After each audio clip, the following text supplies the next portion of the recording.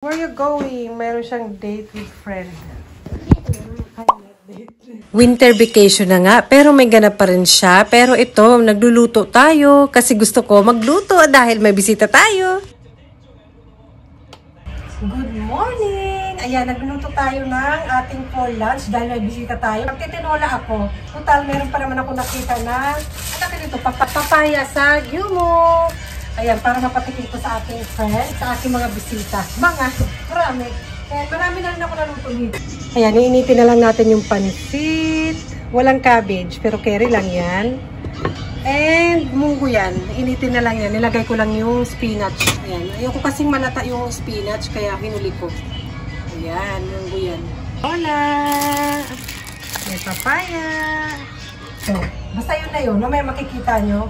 Eh, ito manok. Laman yung pinili ko na manok para sa mga bata. Tapos may buto naman, pakpak and things. So, mamaya, na-update ko na lang kayo. Ay, hindi ako masyadong makakapag-vlog. Ayan, kalahating ano lang papaya. Ayan.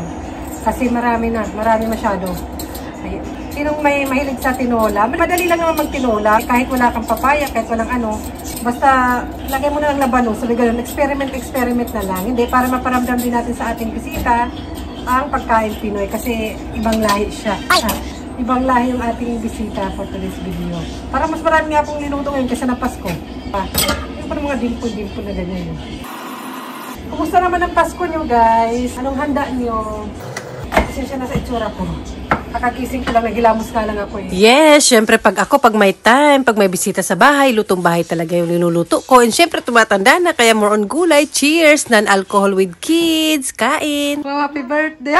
Wala namang may birthday dyan, pero every time pag may get together kami, isa celebration. Minsan na lang din dahil busy na yung kids sa school. Hi guys! Ano bang ginagawa ni Jackie Happy in Japan sa table? Kumakain? Hindi. Kinakain ko yung mga papel. Hindi ngayon, Saturday, nasa swimming class yung mga anak ko, kasama nila yung asawa ko today. Nandito lang naman si Papa. Pag busy si Papa, ako nagdadala talaga sa kanila. Pero, dahil nga nagde-declutter ako, hindi lang mga gamit sa bahay, hindi lang mga damit, sapatos and everything, na hindi na kailangan ng ilang 2 years na hindi na nagagalaw o nagagamit, nasusuot. And yung mga gamit nila, nang mas maliit pa sila, nagbago na kasi yung mga gusto ng mga anak ko na toys, ganon. Pinagbibigay ko na yun, or iba, yung hindi na pwede, tinapon ko na. Dito na nga, mga papel-papel naman nila from kindergarten, ang ating i-declutter or itatapon yung iba na hindi na talaga kailangan. And ito sa ilalim, meron pa dito. Ayan nga po, may nakabox pa dyan. Ito yung aking itatapon. And ayan pa. Ito na yung aking mga napili. Before, tinatabi ko yung mga nakasobre na ganito. Pero, actually, hindi ko naman nababasa talaga ng ano. Hindi po ako masyadong marunong talaga mag-Japanese. Wag na akong ano dyan. Importante pag alam ko na. Pero yung itsura, alam ko na kung importante o hindi. Pag importante din, hindi ko naman ikakamatay. Pag mawala. Kasi ilang years na rin ito nakatago. Kasi grade 4 na si ate, diba? Pag grade 5 na siya. So that mean ilang years na nakatago na. Ay, hindi naman nahanap, hindi naman kailangan. And tinabi ko siya. Actually, ako rin ng mga nagtabi nito. Tinabi ko siya kasi akala ko importante kasi nakasobra. Yung iba pala parang hindi naman masyado. So, ayan. Kindergarten lang yan sila. From kinder lang yan, ha. Ang daming papel. Pero kasi dalawa sila magkasunod, medyo nalilito ako. And meron silang ito yung mga card na ganito yung pandemic to. Ayan. Kailangan permahan dyan. Na kailangan ilagay kung ano yung temperature nila bago mo ihatid sa school. Ayan. Yung naabutan yata ng pandemic, sino ba? Si Bunso ata lang. Si ate siguro kinder 2 na yun siya ng pandemic. And ilang taon na from that. And ayan, at least yung itsura alam ko na. Tapos pag hindi naman, i-Google Translate mo. Kahit naman siguro marunong ka na mag-Japanese or things, kailangan mo pa rin i-double check. Kung triple check, kailang check, kung importante ba talaga. Like yung mga napili ko dito, meron dito yung parang mga result ng check-up nila from kinder. Kasi chinecheck sa kinder yung sa yung ngipin nila. Yung parang health check-up na public sa school. Yung eyes nila, chinecheck. Nandito yung result. So, gusto ko lang itabi yun. And, meron na dito pa ngayon parang certificate nila na mag-graduate sila. Yung iba naman, itatabi ko para for memory. Kasi meron dito mga for memory. Like yung mga music event nila. Yung undukay na, ito. Like, ayan, undukay nila. Ayan, yung cover, sila mismo nag-drawing. Ito kay Bunso ata to. Kay Bunso ngayon. Tapos si Katsu Hapyokay. Basta may mga events sa school na parang, basta sila dito creative sila. Yung mga kinder dito, hindi pa talaga depende sa school pero yung mga anak ko public Japanese school sila. And hindi pa talaga sila pinagsusulat ng pangalan, tinuturuan. Like sa atin, di ba, ABC, or siguro sa private school dito sa Japan, or international school, iba yung style. Yung style sa kinder dito is parang laro-laro lang, enjoy yung mga bata sa kinder. Nakapaanga sila ng sports day nila. Yung sports day nila dito hindi masyado magastos. Talagang yung mga laro-laro ng pambata, yung traditional na laro ng mga bata, yan i-insert ko yan dyan. Kasi nakita ko rin yung mga picture nila. Nakakatuwa, alam mo yun, yun ang mga masarap balikan. And ang bilis pala talaga ng panahon. Ang bilis-bilis, sobra. Buti na lang, nasulit ko na naman yung pagkabata nila. Tapos yung medal nila ng, siguro ito ng parang sports event nila. Yan, may pa-medal sila. Ito kay ate to. Yung kay Bunso nandito eh. Tig-isa sila. Ayan. Wala, share ko lang. Kayo ba? Tinatabi nyo ba yung mga papel? O nagbawas na ba kayo? O nagkayo ng yung mga papel-papel na kahit simple lang na drawing ng anak nyo, tinatabi nyo ba? Meron dito mga painting na tinatabi ko pa nandito lang yun. For example, ito, tinatabi ko lang. Kasi maganda naman, cute-cute kay ate to. Yung kay Bunso, yung iba din-display daw sa City Hall or sa museum dito sa lugar namin. Ito parang din-display siya kasi may nakasulat dito. Ayan. Parang sa park ata to mga, alam mo yun, alam mo yung mga napupulot na gano'n, nalalaglag galing puno kay ate. Tinatabi ko lang, meron pa doon, konti na lang. Yung iba tinapon ko na actually. Origami something, para paano gumawa ng origami. Mahilig si ate dito eh, mga anak nyo ba? Yan, parang step by step something. So yun ang ating kaganapan for today. Yung iba naman na medyo parang hindi ko masyado maintindihan, like may nakasobra dito, makapal, itatabi ko para mamaya yung asawa ko yung mag-check. Walang time masyado asawa ko, marami pa nga siyang dapat itapon na gamit niya and kung ano-ano. Eh nakita ko dito kung paano yung enrollment, nang bago pa lang. Actually, nang bago pa lang mag-kinder yung mga anak ko, nalilito ako. Napapatanong ako, nalito ako. Nagtanong pa ako sa City Hall noon ng ilang beses. Tapos sa private school, tumawag ata ako noon. Tapos pinadalhan ako ng parang something na papel para sa guide or mga babayaran, ganun. Pero hindi ko natuloy doon kasi parang ang mahal ng private school, nakakaloka pa. Pero ngayon ata yung kinder sa private school is free na. Eh sa kinder din ng public school is free na rin. Pero mas gusto ko pa rin public school kung ako papapiliin na. So, nang una, hindi ko alam anong gagawin ko sa una. Nung pala, yung City Hall mismo, yung sa inyo mag-send ng letter. Tapos yung sila mismo, yung magde-decision kung saan magkikinder yung anak mo, kung ipapublic mo. Sa malapit, kung saan ka malapit, like yung mga barangay, tapos may doon, ilan yung kindergarten or kinder school dito sa lugar namin eh. Hindi ko mabilang, siguro 6, something. And kumukunti na yung population ng Japan. Manganganak na tayo ulit. Ay, wag naman din. Yung entrance, sa kinder nila, ayan, 4 years old nag-start sila mag-kinder, 2 years. Ayan, kindergarten entrance guide. Pinadala ata to dito sa school or pinapunta ako sa kinder. Ayan, maganda kasi may naka-English pala, kaya nakakatuwa. Pero, syempre, dahil first time ko, loading din ako nun or naninibago pa rin ako nun, syempre. Ipiprepare sa school things, basta yan. Mayroon ba kayo natanggap na ganito? And yung mga kailangan nilang dalhin, ayan, natuwa ako nun. Pero dahil first time ko, naninibago ako dahil ibang-iba dito.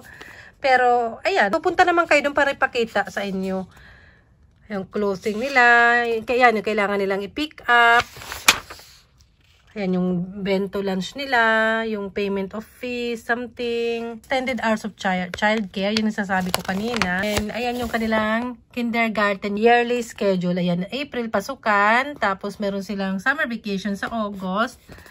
Ayan, tapos bakasyon na naman yan sa December. Meron yan sila mga event. Nakakatuwa lang. Pero iba-iba, depende sa school.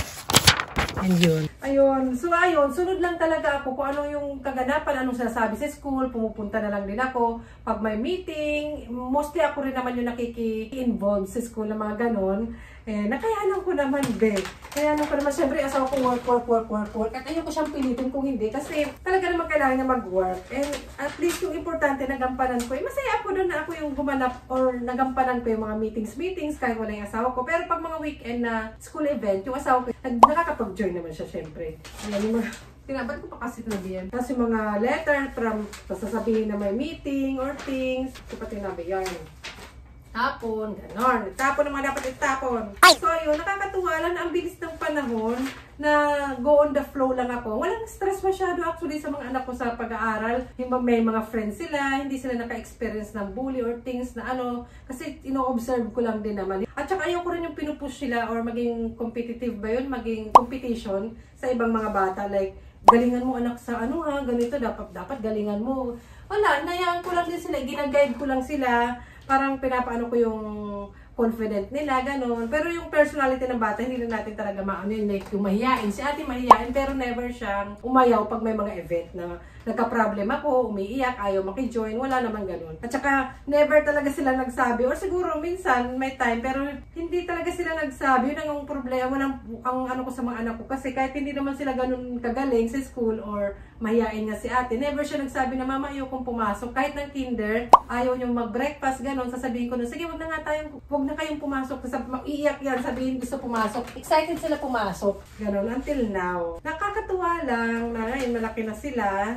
Ito, mag New Year na, 2025 din naman, soon. Kumusta naman? Nakapag-ayos-ayos na ba kayo? Kailangan natin magbawas kasi more another memory na naman ng mga person, ng mga nanay. So ako magbabawas. Isa-isahin ko to. Grabe, ang dami nilang budget sa mga papel-papel. Sa kindergarten, yung mga anak ko, ng kinder sila, until mga 2:30 to 2 p.m. to 2:30 lang sila. Mahaba na yun na klase ha. Pero MWF lang yata yun. Tapos yung 2 days doon, until 11:30 lang. Hatid sundo yun. Walang school bus, walang ganon. Hatid sundo ko talaga sila umulan man, malamig, bahala na. And parang ang required talaga na maglakad or nakabike, ganon. Hindi pwedeng nakakuruma o nakacar kasi matatraffic yung papuntang school na way. Kahit yung bike may binigay lang sa amin na way kung saan pwede dumaan. And very thankful din ako sa school nila kasi very friendly sa akin noon. Kunti lang yung foreigner nila dito eh. Parang siguro na nag-aaral si ate sa kinder, parang isa lang yung foreigner doon. Tapos ako, tapos marunong pa mag-Japanese yun. Parang Korean ata siya. Tapos nagkaroon ng kapwa ko Pilipino. Pero nang pag-graduate na si Bunso noon sa kinder. Tapos wala na naman dito. Dito wala, parang wala masyadong Pilipino sa lugar namin. Naka-schoolmate nila dyan sa school. Siguro meron naman, may nakikita ako minsan eh. Dito sa lugar namin. Comment down below. Sabi ganun. Pero sa school nila, halos wala. May mga drawing pa ganito pang activity. Kasi pag may summer vacation, sila. Pag bakasyon dito, may mga homework. So, pinapauwi yan. Lalo na yung summer vacation mahaba. Like ganito. Activity ba? Ewan ko ba, tinabi ko pa yan. Kung meron lang akong isa pang babies, matutuwa to. Yung mga kukulayan. Ganyan. Marami pa naman. Pero na yan, kasi dagdag lang yan sa spice. Tapos yung iba, tinatranslate talaga nila yung mga print out. Tinatranslate nila. Kaya natuwa din ako. Sa elementary ngayon, hindi na masyado kasi more on parang hindi na masyadong involved yung mother. Pag may mga one-on-one meeting na lang sa school, ako pa rin uma-attend noon with teacher. And kailan ko lang naranasan, ito pala na last meeting ko sa teacher, yung teacher ni Bunso nag-request na sa City Hall. Pwede pala yun, libre lang naman pala, yung pag-request ng translators. Akala ko may problem sa school ni Bunso kasi si teacher niya ng translator nag-request. Wala naman pala. Kaya sabi ko sa translator, I'm a little bit worried kasi bakit ng translator kung wala namang problema. Sabi ng teacher sabi ng wala naman daw. Baka daw may gusto lang daw ako sabihin. Marami akong gustong sabihin. Wala, sa mga anak ko actually lagi kong sasabi Monday night. Kasi lagi ko naman sasabi sa teacher na as long as pumapasok sila, parang hindi sila natatakot na pumasok, that mean okay sila. Walang nambubuli sa kanila, walang problema sa school, walang problema sa teacher. Wala, ako yung may problema. Ano ba, Jackie? Hindi namin pa. Yung mga sombrero pala nila to, kay ate, kay Bunso, ayan. Tapos yung bag nila ng kinder, dito lang yan, nakatabi lang yan. O, diba? Actually, masasabi ko na iba-iba naman iba yung lugar, iba din naman yung mga school. Like yung kaibigan ko, iba yung school uniform ng anak niya doon sa Osaka, parang private school. Sabi ko, wow, parang private school yung anak na. Basta may school uniform, something, tas sa hat. Yung mga anak ko, lang, parang pampi lang yung uniform nila. Ayan o, ganyan lang. Tapos ito, tapos blue hat. Yun lang. Tapos mag-jacket sila, long socks, or leggings sa loob ng short pag malamig or winter. Pero actually, pinapatanggal din sa school yung mga coat or ano. Kasi para masanay siguro yung bata sa lamig. Okay ako doon Ano to? Ay, trompo. Ayan, tinuturuan nila ng mga traditional na laro yung mga bata dito sa school. Ayan. Alam nyo yan. Alam nyo. Ayan, sila nagkulay. May bag na ganito. Parang tinahi ko yata tong bag na to. Tinahi ko nga, obviously. Tinan yung pagkatahi. Obvious naman, Jackie. Meron naman sa mga 100 yen, mga mabibili mura kung ayaw mo magtahi. Wala lang, syempre. Saan yung lubid nito? Tingnan nyo, may mga nakaganito-ganito pa. Ano ba? Ito pala. Ayan. O, diba? Yan, chikahan lang tayo. Kalma lang, nachikahan. Tabi ko yan, syempre. Tatabi yan, Jackie. Ayan, may sobre na naman dito. Mamaya papakita ko sa asawa ko. Meron nga mga sobre na hindi pa open. In-open ko na. Ay, may medal na naman. Tapos ano, kay ate to. O, kay ate nga. Sa itsura kasi, si Bunso kasi alam niyo yun, parang until lang bunso ko pa lang talaga siya na baby pa. Si ate kasi medyo maayos siya sa gamit. Ay, yo! Ayan sa school to. Parang hindi ko binili to. Sa school may mga libre naman na binibigay like yung mga basta yung mga activity. Alam nyo to.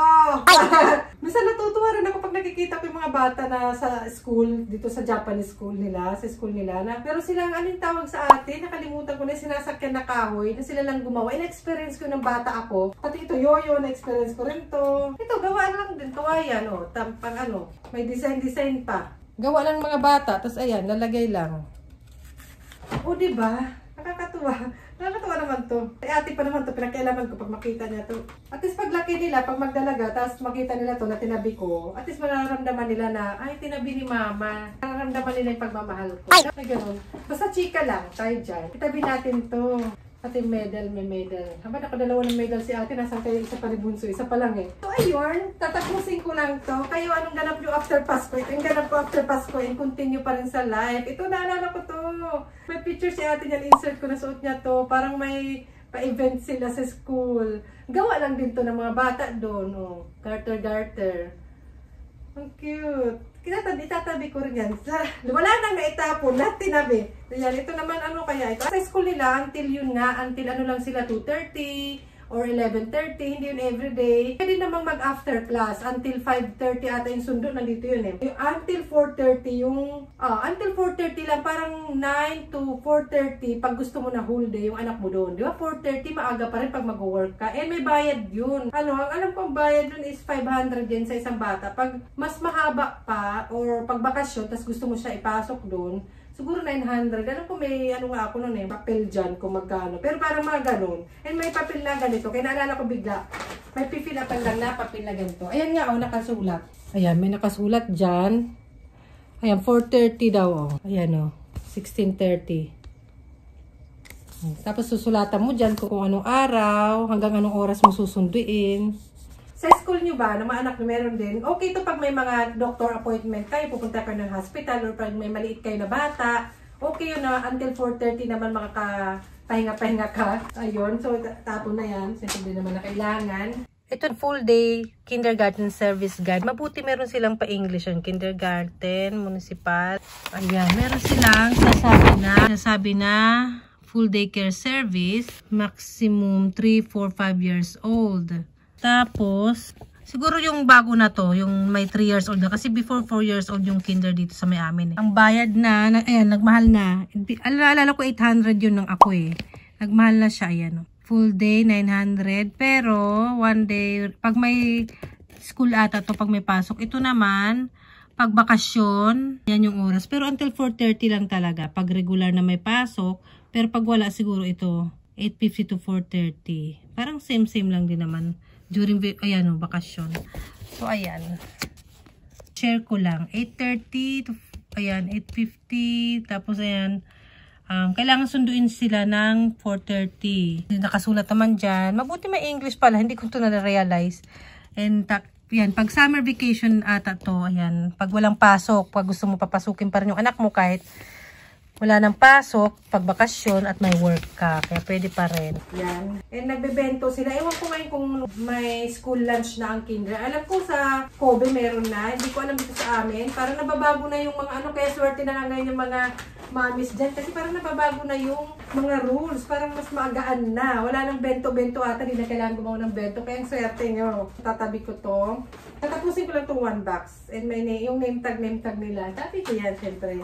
So, siguro pinaglag yung tapon na yun. Syempre, tapon tayo ng mga hindi kailangan sa buhay. Para move on na tayo for 2025. Ganon. Kanina yung umaga, nag-workout lang ako. Ayun, nagawa ako ng lunch. And I think okay na to. So, ayun. Ay, ito. Kaya ito, ang partner ng palda. May picture siya nung pakita ko lang. Sabi, wala, ano lang tayo, nag-reflect. Nag-reflect na naman. O, diba? Someday, ayan, dalaga-dalaga na sila. Pero itatabi ko para pag mag-dalaga na talaga sila, tapos titinan nila. Ay, ano na sila, may mga memories sila, kung naalala nila. Siyempre, may mga picture eh. So, andun may mga picture, kakatabi ko lang. And ayun, salamat sa pakikichika sa akin, tapos na ako. Tingnan nyo, yung space ng nagagamit, o diba? Harap another mga papel na naman, di ba? Mag-ano nga ako, marami pa doon yung mga pang-elementary naman nila, meron pa doon, natatabi ko lang. Ang hirap kasi mag-let go. Siyempre, di ba, yung mga memories. And ang yaman po ng elementary dito, tinan nyo naman. Di ba? May pang-print out sila, samantala nang nag-aaral ako eh. Umiiyak pa ako pag wala akong pang-xerox, pang-print out. Ko, ano to yung bond paper ba tawag doon? Wala akong ganoon. Pero wala naman akong pinagsisihan doon. Or wala naman akong childhood ano doon. Normal lang naman yun. Hindi naman kami yayamaner. Pero ngayon iba na. Kahit hindi yayamaner ng mga bata ay ang arte na be. Hindi na yata tatanggap ng regalo is ko. So yung bye-bye na. O diba? Dami space. Bye-bye na. Sa susunod ulit. Wala, naisipan ko lang makichika sa inyo yung mag-reflect tayo. Kaya may damay na. Bye! Ano pa nga ako roomwear. Bye!